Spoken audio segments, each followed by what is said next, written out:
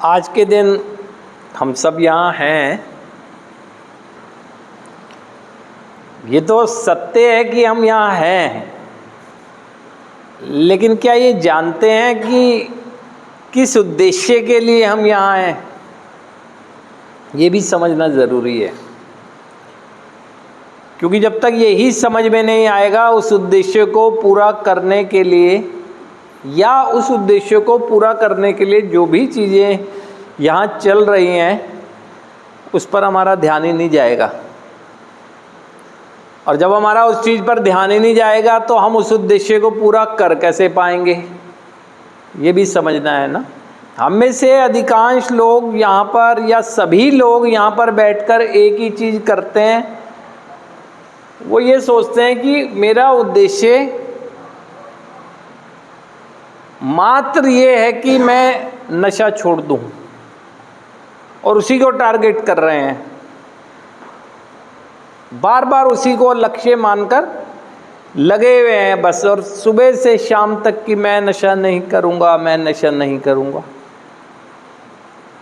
और ये सब तब हो रहा है जब वो नशा मुक्त पहले भी कुछ समय के लिए ही चाहे रहे हों, रह चुके हैं, चाहे बेशक फिर नशे में गए हों।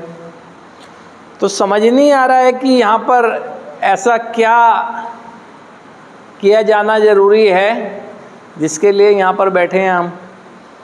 यही समझना ज़रूरी है।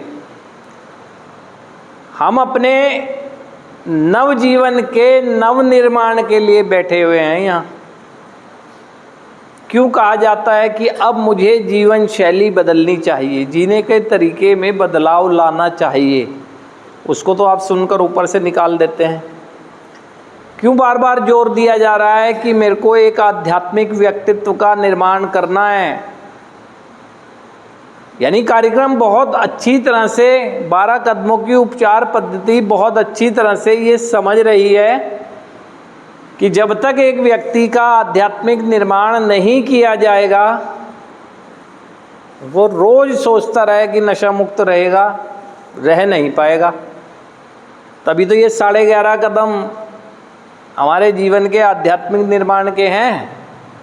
मतलब इतनी बेसिक चीज़ आपको समझ नहीं आती है, स्वाभाविक है। वो इसीलिए नहीं आती है क्योंकि ये नशे के प्रभाव से हमारा मस्तिष्क बंद हो गया है, यानी बंद दिमाग हो गए हैं बिल्कुल ना। उसी चीज़ को टारगेट बार बार कर रहे हैं जो पहले भी अचीव की हुई है आपने, चाहे थोड़े समय के लिए की हो।